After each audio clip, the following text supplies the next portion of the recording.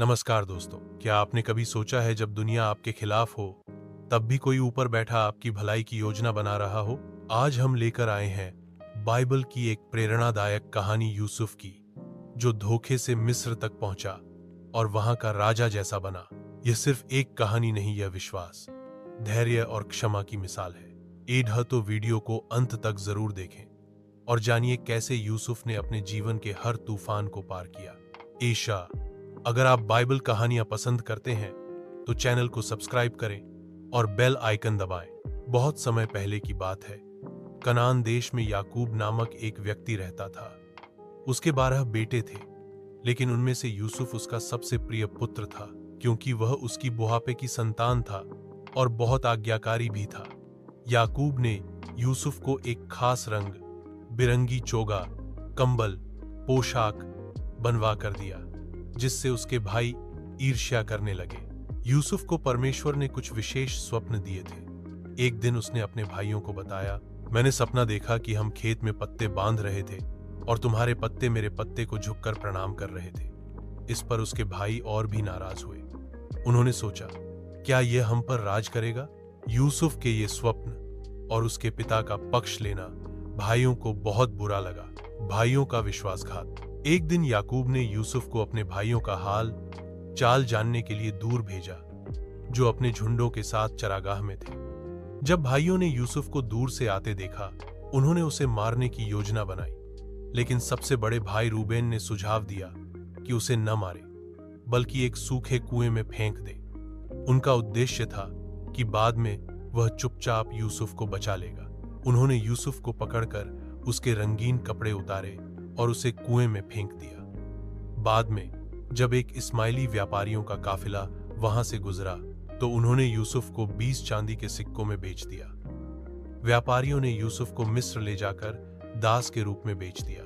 भाइयों ने उसके कपड़े में जानवर का खून लगाकर अपने पिता को दिखाया और कहा कि यूसुफ को जंगली जानवर ने खा लिया।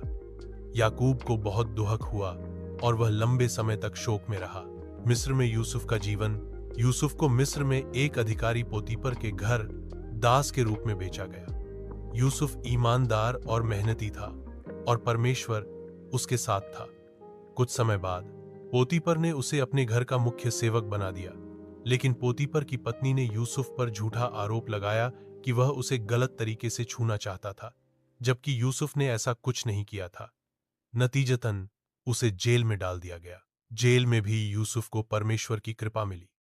वहां के जेल अधीक्षक ने उसे कैदियों की देखरेख का जिम्मा दे दिया। एक दिन फिरौन मिस्र का राजा के 2 सेवक रसोइया और प्याला वाला जेल में आए। उन्होंने सपने देखे, लेकिन उनके अर्थ नहीं समझे। यूसुफ ने ईश्वर की मदद से उनके सपनों का अर्थ बताया। उसने बताया कि प्याला वाला 3 दिन में फिर से राजा की सेवा में बहाल हो जाएगा, जबकि रसोइये को मृत्युदंड मिलेगा। ऐसा ही हुआ। राजा का सपना और यूसुफ की पदोन्नति। कुछ समय बाद फिरौन ने एक विचित्र सपना देखा जिसे कोई समझा नहीं सका। प्याला वाला को यूसुफ की याद आई और फिरौन के कहने पर यूसुफ को जेल से बुलाया गया। फिरौन ने कहा, मैंने सपने देखे हैं, क्या तुम उनका अर्थ बता सकते हो? यूसुफ ने कहा, सपनों का अर्थ बताना मेरे वश की बात नहीं, लेकिन परमेश्वर तुम्हें उत्तर देगा। फिरौन ने 2 सपने सुनाए। पहले में 7 मोटी गायों को 7 दुबली गायें खा जाती हैं और दूसरे में 7 हरे बालों को 7 सूखे बाल खा जाते हैं। यूसुफ ने समझाया कि दोनों सपने एक ही बात को बताते हैं। मिस्र में पहले 7 साल बहुत उपजाऊ होंगे और उसके बाद 7 साल भयंकर अकाल पड़ेगा। उसने सलाह दी कि पहले 7 वर्षों में अनाज इकट्ठा कर रखा जाए, ताकि अकाल के समय देश को भोजन मिल सके। फिरौन ने यूसुफ की बुद्धि और परमेश्वर से संपर्क देखकर उसे पूरे मिस्र का प्रधान बना दिया। वह राजा के बाद सबसे शक्तिशाली व्यक्ति बन गया। अकाल और पुनर्मिलन। जब मिस्र में अकाल पड़ा, तो आसपास के देशों से लोग अनाज खरीदने मिस्र आने लगे। यूसुफ के भाई भी कनान से मिस्र आए। यूसुफ ने उन्हें पहचाना, लेकिन उन्होंने यूसुफ को नहीं पहचाना। यूसुफ ने उन्हें परखा, उनसे सवाल किए और छोटे भाई बिन्यामिन को लाने को कहा। जब वे बिन्यामिन को लेकर लौटे, तब यूसुफ अपने आंसू रोक न सका।